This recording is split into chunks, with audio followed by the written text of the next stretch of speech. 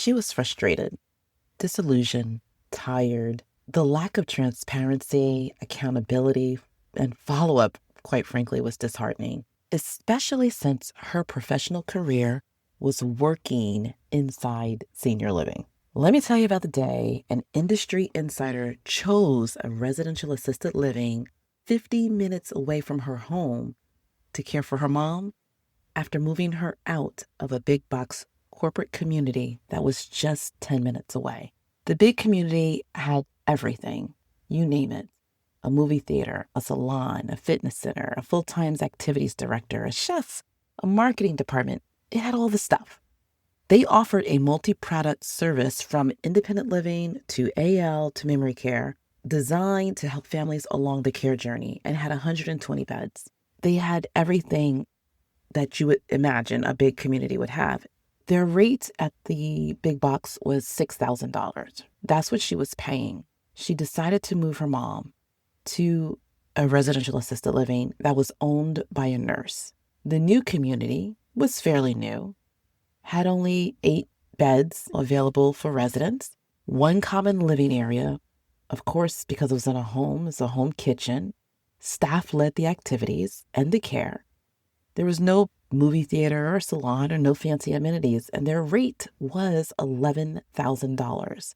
Now, granted, this particular residential community cared for higher acuity memory care clientele. That was her specialty, which is important, which we'll talk about later. But the deal was that is $5,000 more expensive than what my contact within the industry was paying for the big box community, with a fraction of the amenities and not the traditional programming of memory care. And she said this to me, which was really important and kind of highlighted something. She said, "We're choosing to do this, and here's why." When I ask a staff member questions and they're like, "I don't know, I'm new here," she said the staff in and of themselves was good, but her complaint for the most part was the management and the response of the management, the communication from the management, the follow through with the management.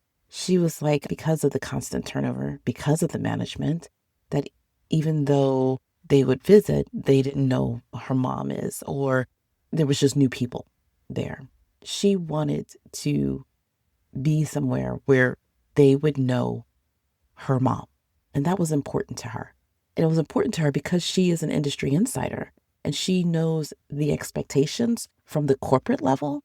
And she was experiencing what it was like in the community level. And the thing that I would like to point out is that this person was not just a little industry insider. She was big industry insider. She said, when I asked a question after moving my mom in about medication management, she didn't get a let me check with someone or not getting a response. The person knew the answer because they were the owner. They knew what was happening. Now, eventually down the line, because of the newness and because the owner was still figuring her way out, they were leaning on each other, but she felt comfortable that this owner had the best of intentions with her mom and also was very communicative with what was going on with her mom. And one of the things that I remember her saying to me is that she didn't want her mom to be room number XYZ in a big community. She said she wanted her mom to be in a home where everyone knew her name and knew her story and knew what makes her happy. And for her, that was worth the difference. And this is what we're talking about today: how to win the move-in when you're not the cheapest or the biggest. How to turn your small-sized community into your biggest competitive advantage. How to position yourself as the boutique, personalized, family-owned alternative to the big box corporate-owned communities. Because here's the truth. You're not competing on price. You're not competing on size. But what you are competing on is the heart of the matter. And that is, will you care for my loved one as much as I do? And when you learn how to communicate that, you'll gain move-ins that you never thought you could. And for that, my friend, we're going to discuss today. Hi, I'm Tiffany Hill Allen, and welcome to day 19 of our 21 days All Things Senior Living Marketing series. Are you ready to dive in? Let's go. Welcome to Start With Occupancy, the podcast for senior living owners, operators, and sales professionals. Hi, I'm Tiffany, marketing strategist and former corporate baddie who got tired of producing results for Wall Street and wanted to make a change on Main Street. I provide quick tips, idea nuggets, and case studies to help you with proven sales, marketing, and business development strategies along with leadership concepts so that you can inspire change, impact lives, and improve outcomes for the aging, their families, and your teams. I'm committed to equipping you with the tools, the knowledge, and resources that you need to excel in your business. With experience working inside senior living companies, large and small, I've developed a deep passion for advocating for the aging adult and those who care for them, all while driving business growth. So whether you're already in the senior care industry or maybe you would like to be, if your mission is to serve them, my mission is to serve you. Join me as we unravel the strategies and tactics that drive success in your business while making a difference in someone's life. The goal is to touch, guide, and impact the lives of 10 families per month. Are you with me? It's time to be inspired, gain practical tips, and own your future. Here's what I hear from small operators all the time.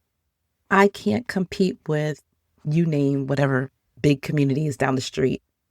They have a movie theater and I don't. Or they're 1,000 cheaper than me. How am I supposed to win, or how am I supposed to get residents when they have all the amenities and I do not, and they're less money? They have a huge marketing budget, I hear, or I only have $500 a month or $300 a month. Families keep choosing them over me and I don't know what to do and I don't know why. And I hear that so often. And here's what I tell them. I look at them in the eye if I'm on Zoom, or I'm on the phone with them, talking them through this. And I tell them all the time, stop trying to compete on their terms. Start competing on your terms. The bigger box communities compete with each other on price and amenities and service offerings or programs. That's how they play the game. And 15 years in this, I've seen it over and over again. The stories I could tell about how they compete with those things is ridiculous, but that's for another time. What I want to do is tell you that because that's where they seem to have the advantage, especially with the economies of scale over food, cost, and sometimes choices, right? They have the corporate budgets for staff. They have intellectual capital by way of money and people to develop innovative programs. They even have some of the fanciest buildings. I will agree with that. And one of the other things that many of them have is experience because they've been operating and doing this longer. But you know what they don't have? The ability to develop a deep personal relationship with every single resident. That ability to make decisions in 12 hours or less instead of 3, 5, 7 days or even weeks. An owner who knows every resident's name, every story, their favorite meal, their grandchildren's name, family-owned community whose heart cares more about the people than the profit. That is your competitive advantage. And today, I'm going to show you how to use it. I call it the S.M.A.L.L advantage. And S.M.A.L.L, of course, is an acronym to help you remember what we're going to go over today.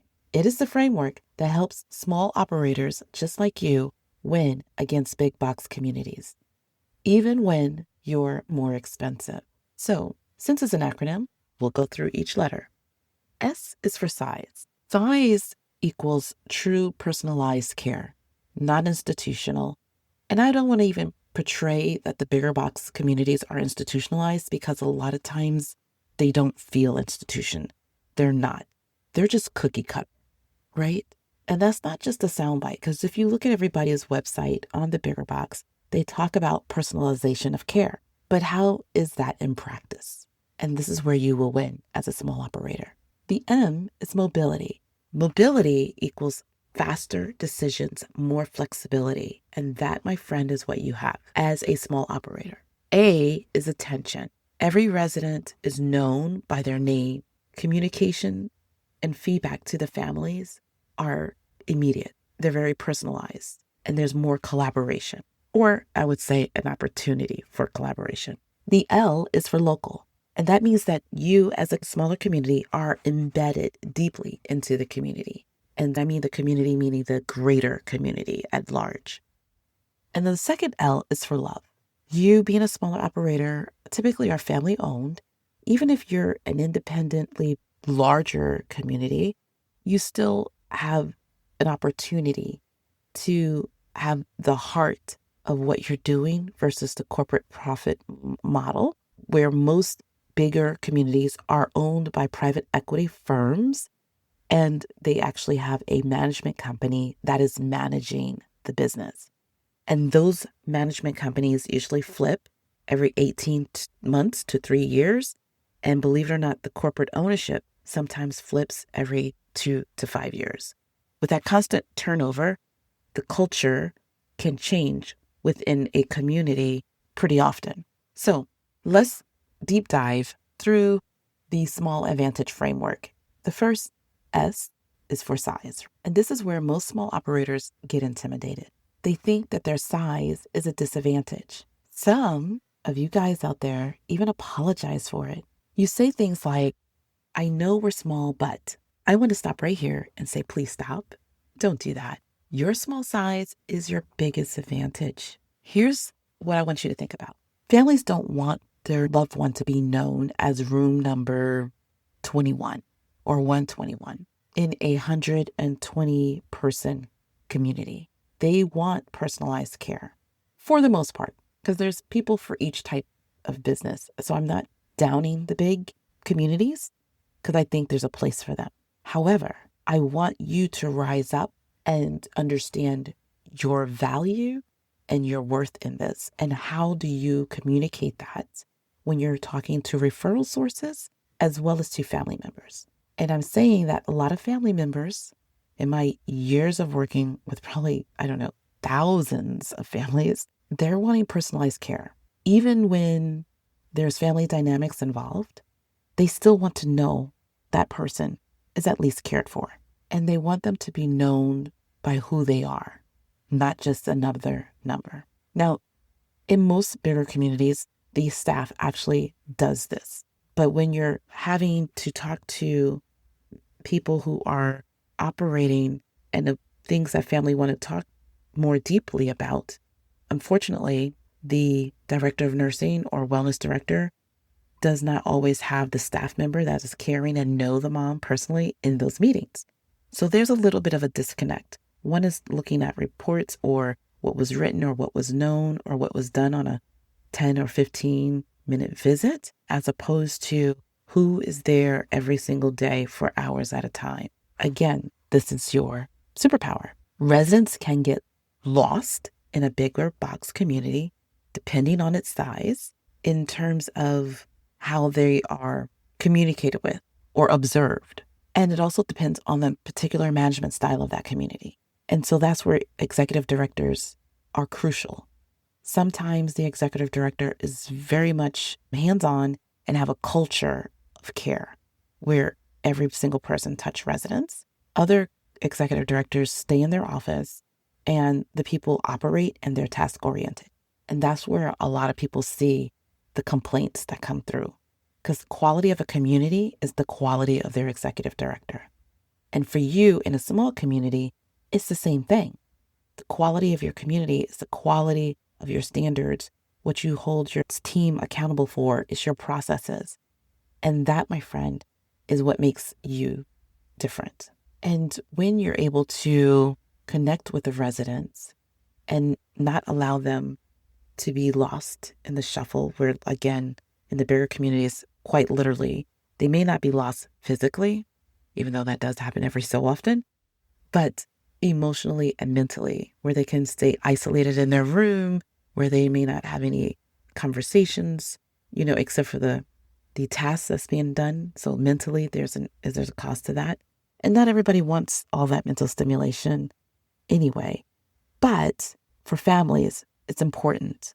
And it's like I say the difference of going to a mega church and one that has only less than, let's say, 100 members. In a mega church, you're there, you're worshiping, you're saying hello, you're meeting people, but are you getting a deeper connection with the people that you meet? Where if you're in a church with less than 100 members or less than 200 members, do you really get to know the people in your church? Do you fellowship differently? So this allows your difference to be, instead of a resident being, oh, the lady in room 247 wants her coffee, to then be, oh, Mrs. Johnson wants her coffee with 2 creamers, 1 sugar, and I put it on her night table in her room. Now, this is, again, dependent on the size of the community and executive director, but I will tell you that personalization doesn't happen, not to that level, in a bigger community. I will say this too, the more the corporate entity demands and constant reports from the executive director, meetings, deadlines, trackers, management of staff, the less the executive director has time to develop the personalized culture within their community without sacrificing their own family and personal time. But in your community, everyone knows everyone. Your staff knows Mrs. Johnson's favorite meal. Your staff knows what she likes in her coffee. They knows when she gets anxious in the evenings and need extra reassurance. They know her favorite holiday and her favorite game show.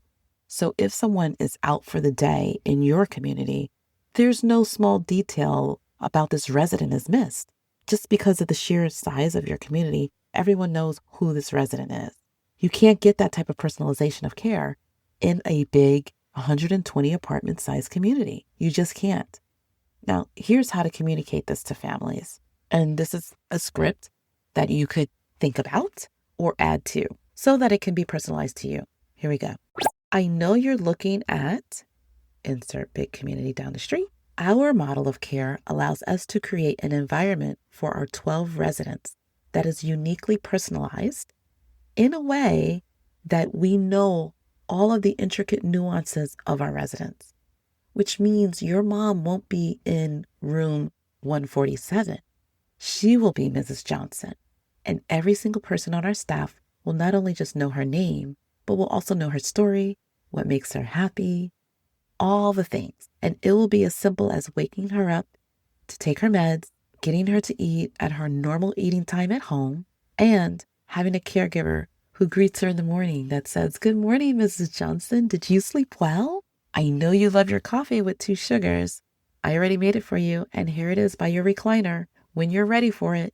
That's the difference between a 12 home person community and a 120 person community. The key for you is you're not apologizing for your size, but positioning it as a benefit for the family. The second M is for mobility. And this is about your ability to make decisions fast. And here's the truth. In the bigger communities, you have corporate bureaucracy. Depending on the company, whether it's the management company or the ownership company, there is a lot of levels. With that bureaucracy, even if the levels, which for smaller companies seems shorter, there are risk factors that is always factored into decisions. Sometimes that means you have to get approval from regional managers, corporate offices, either compliance departments, it could be attorneys, and sometimes it can take up to days or weeks for a decision to be made. Because also you have to remember there's follow-up and follow-through. But you're the owner, right? You can make a decision today. And why this matters for families is that most families need flexibility. When things pop off, a lot of times they want their solutions and they want things to be done faster. And the younger the families are, the more expectations that solutions and their problems solved faster. And so you're able to move a lot faster than some of the larger communities. So what does this look like? And why this matters is that maybe a family has an emergency. They need to move mom in more immediate, maybe on the weekend. Well, if that's the case, you're able to arrange your staff and your schedule that mom can move in this week, or mom can move in on Saturday. Or if they need a payment plan, you're the owner. You can be flexible with them for their deposit or community fee. Maybe they need special accommodations for mom because she has dietary restrictions, like maybe a renal diet or a vegan diet or a gluten-free diet. You can charge up for those things, right? If there's something that's special. But the other thing is that you can deliver them. And I will tell you, a lot of the bigger communities cannot guarantee those things where you can as a smaller community. So typically the answer in a bigger community is either, no, we don't do that, or let me check with corporate and I'll get back to you. In your community, the answer is, let me think about that, or let me figure out how we can make this work for you and your mom. Can I call you back in an hour? That's mobility. And families value that. And here's a way that when you're in that selling zone process, talking to a family, that you can communicate it. One thing I want you to know about working with a family-owned community like ours is that we can make decisions fast. If you need to move your mom in this week on a Saturday or a Sunday or after 4 p.m., we can make that happen. If your mom has special dietary needs or medication requirements, I can work with you to accommodate that. I don't have to wait for approval because we're family owned, we're small, and we're personalized. That is the benefit of working with us. We're nimble, we're flexible, and we can move as fast as you need us. That, my friends, is a winner. The key is to position your small size as speed and flexibility, not as a limitation. The third is A, for our framework, is for attention. And this is about the level of care and attention that your residents receive. In the big corporate owner managed community, staff turnover, I will admit, is pretty high. Literally, I had a community whose staff turnover within a 6-month period was over 160%. No lie. That means it turned over 1.5 times in a 6-month period. And so that was a big discussion at one of our meetings. Because then they start looking at the executive director, like, what's going on with you and how are you managing your staff? But I will say this, caregivers are stretched very thin sometimes, depending on the community. They're caring for 15 to 20 residents at a time, typically in an assisted living.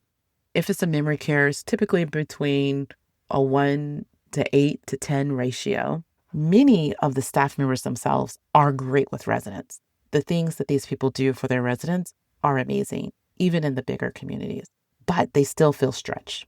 A lot of times they feel underappreciated and they are very task-oriented. So it's hard to build meaningful relationships with residents when you're carrying that type of load. For many of these caregivers in the bigger community, if they could just take care of their people and not have to deal with some of the other stuff that goes on there, they would love their jobs so much more. And also if they're being compensated for the amount of work that they're doing. So that is another way that you can be more nimble and you can explain your pricing a little bit in terms of how you compensate your staff. But in your community, your staff to ratio is going to be better. I have a client now who has 8 residents max. And while she's obviously wanting to make a profit, and she does, but for her, it's more important that her families and her residents feel supported. So she runs 2 caregivers from 7 a.m. to 11 p.m. every single day, and from 11 p.m. to 7 a.m. one at night, even on the weekends. You see, her caregivers have time to sit with the residents, have conversations, learn their stories, learn their preferences, know what they like. And why this matters to families is because families, again, want to know that their loved one won't be overlooked. So in her community, it is amazing. And her care staff has been there. 6 out of the 9 that she has been there over 6 years. 1 has been there 12 years. That says a lot. Many families want to know if their mom is having a bad day, someone will notice. If mom's behavior changes, someone will catch it. They want to know someone will laugh with their mom, create new memories, and enjoy her company. And I'm using mom, but it could be dad, it could be uncle, it could be grandma. In a big box community, that does not always happen. but in your community, it does every single day. And here's what you could say to families. Here we go. Let me tell you what happened last week. One of our residents wasn't her usually chatty self. She didn't finish her coffee. Samantha, our caregiver, noticed, and she sat down with her and just started talking to her. She mentioned to her, "You seem a little quiet today. Are you feeling okay? Are you okay? Something bothering you?" It turns out our resident had a headache, a simple headache, but didn't want to bother anyone because sometimes that's how our residents are. But our caregiver got her some Tylenol, helped her back to the room, and checked on her every hour for the rest of the day. That's the level of attention your mom will get here. Our staff has time to notice when something is off. They have time to sit with the residents and have real conversations. In a big community, that particular resident might have gone all day without anyone noticing. But here we notice because we know our resident. You see, the key is you're showing families that your small size means better attention, not less care. So think about the last time a family chose a big box community over you. Did you apologize for your size, or did you position it as an advantage? The fourth letter is L for local, and this is about your connection to the community at large. I call it the larger neighborhood. Most corporate-owned communities are part of a national chain, right? Or they're managed by a national company. They have standardized policies, standardized menus, standardized activities, but you're local. You're embedded within your local community. You know the local restaurants, the local churches, all the local events that's going on. You're not just a business in a community. You're a neighbor within the community. And why this matters is that families want their loved one to stay connected to the community they have lived in for decades. They don't want mom or dad or grandma or grandpa to feel out of touch. They want her or him to feel that they're still part of the neighborhood. And here you can actually say to families, and here we go. One thing that makes us different from the big corporate communities is that we're family owned and we've been in this neighborhood for 3 years. That means we know the community. We take residents to the local farmers markets on Saturdays. For instance, we go to the local church on Sundays if they want to. We order from the local bakery for special occasions. And because we're small, we can do things like this. Last month, one of our residents mentioned that she used to go to Metro Diner every Friday for breakfast. So we took her and a couple of other residents, and she got to sit in her favorite booth when she used to go there. And she got to talk to her waitress, who's been there for so many years. You know, you can't do that with a larger 120-person community, but you can do that here with us. Because we're not just a senior living community, we're part of this neighborhood. You see the difference? You're positioning your local roots as a benefit, not as a lack of corporate resources. You're able to do all these extras. And so sometimes those extras can cost money, and that might be why you might be higher. The fifth letter is L, and that is for love. And this is about the why you do what you do. As mentioned, most big box communities are owned by investors, private equity firms. Don't get me started on that soapbox. So they're focused on profit margins, occupancy rates, and shareholder returns for the most part. And also for all stakeholders involved. That is a buzzword, right? And don't get me started with my corporate speak, right? That is definitely something. It's just business and has a place in our society. And there is a need for those type of communities. I will say that. So by no means am I bashing corporate communities or corporately owned communities, because at the end of the day, the difference between them is how it's run on the local level. It is totally a difference based on the executive director that is in that community. It can feel like a small community if the executive director makes it feel like that. However, at the end of the day, that executive director has to answer to the revenue numbers, the NOI, the expenses, the staffing, all of that. And they're pressed to produce a certain number in profit margins. So my heart goes out to them as well. And those who do what they need to do and do it well are real superheroes in all of this. I believe both of you guys have your place in this industry and can serve people well when the community is well managed. And this is on both sides. I know there are crappy communities on the big side, but I know a lot of crappy communities on the small side too. So let's not pit one against the other. I'm just trying to tell you what the advantage is that you have over the others. And being family owned or being smaller, you're in this because typically you care.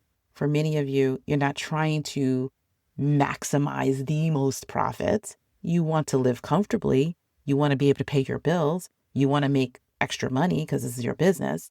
You're wanting, and I don't mean extra like side money, obviously, but I mean, you want to live well, but you're not trying to squeeze every single penny out of someone. You're actually trying to make a difference, providing the best care possible while providing a comfortable living for you and your family. And that's the difference. You don't have the mandate of 3% revenue growth quarter over quarter. You don't have to answer to every expense that is spent and have a whole report about it. You don't have to answer to every family that is late in their payment and are they being charged all the extras? Like, you don't have that. And why this matters is that families feel the difference. They can feel when a community is run by people who actually care versus people who are just doing their job or where profit looks or appears to be the goal. So how could you really communicate something or this messaging to families? I want to be honest with you about why I do this work. I didn't open this community to make a fortune. I opened it because my own grandmother lived in a community, and I felt if I ever decided to open one, I would take the lessons that I learned from observing where she was and do a better job. I always thought about this while visiting her, that there has to be a better way. So I opened this community, and every decision I make is based on one question. Would I want my grandmother to live here? That's the difference between me being a family-owned community and a big corporate one. In a corporate community, decisions are made by people who've never met your mom. In our community, decisions are made by me. And I'm here every day or every other day at least. I will know your mom. I will care for your mom. And I'll know all about her care.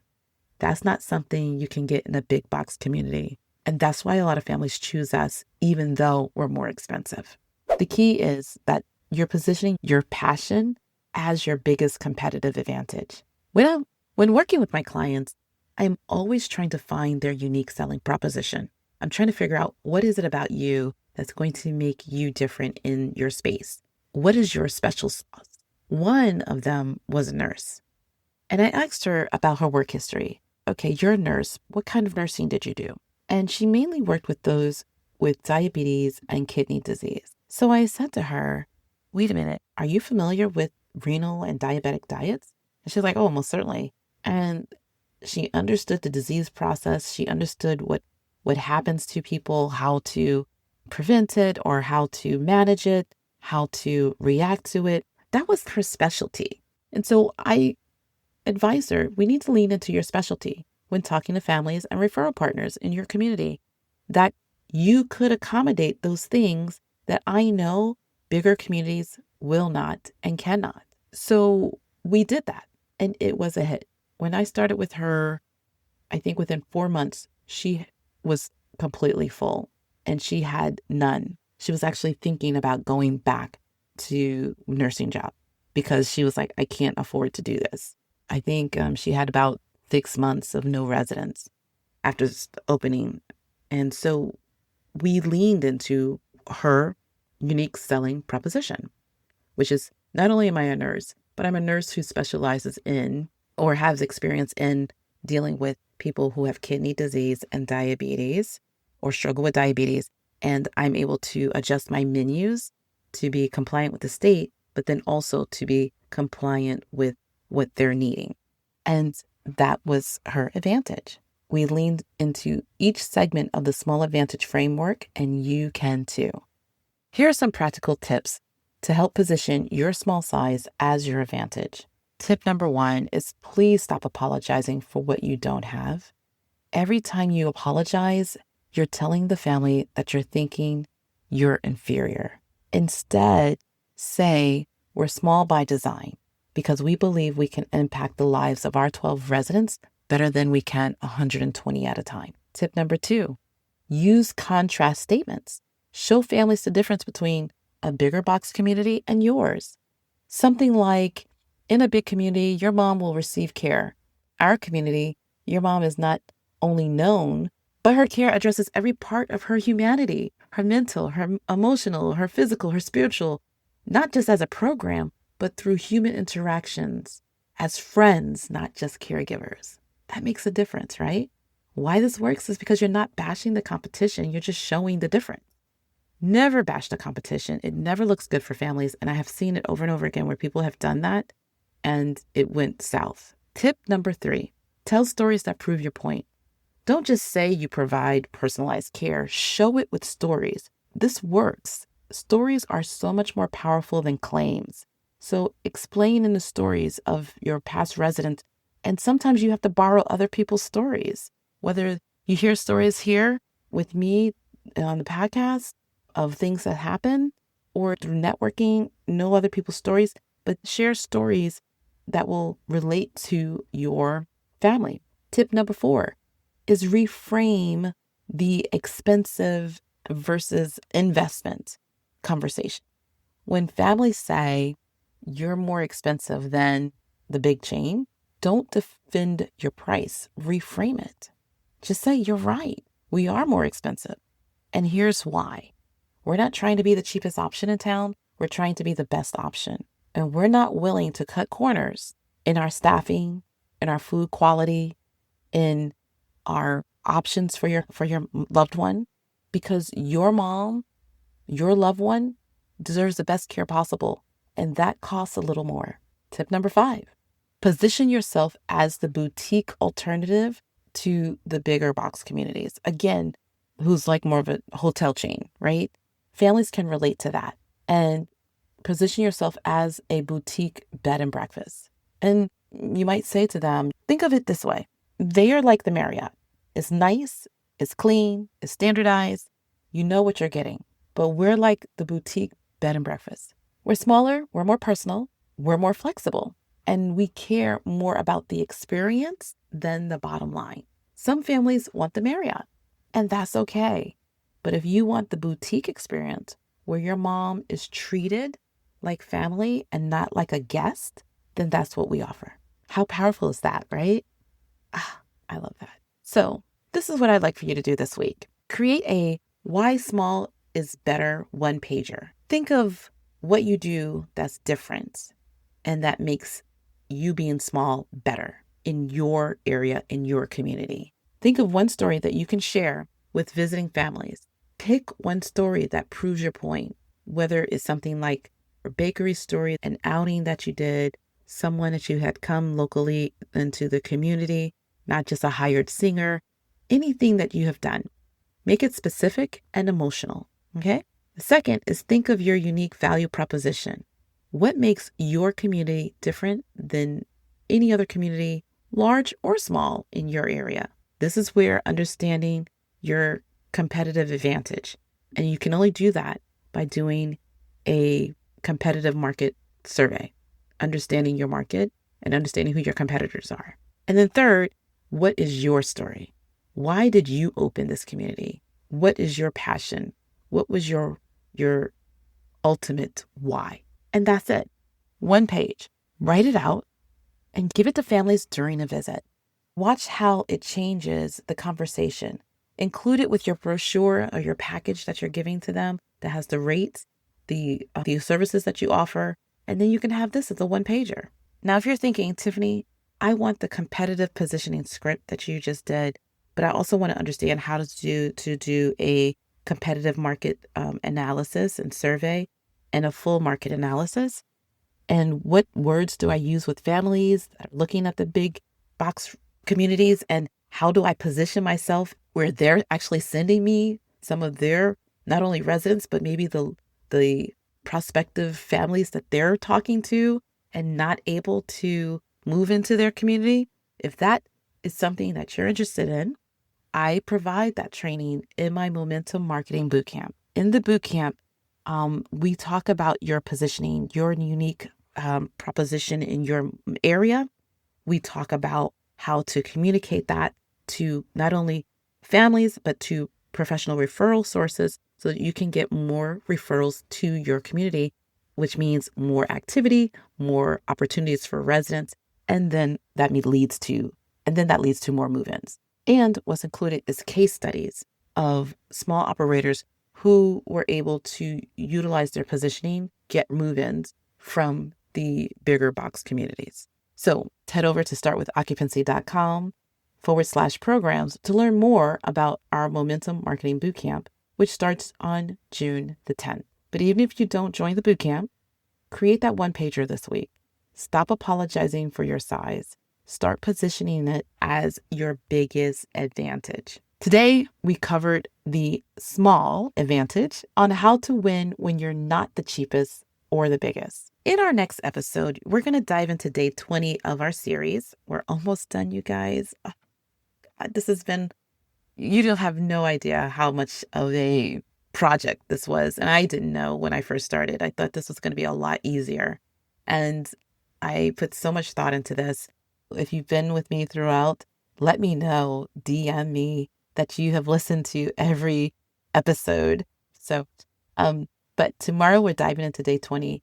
If you're full today, here's how to stay full tomorrow. That is the title. You're going to want to hear this because occupancy isn't just about having a full community. It's also about staying full.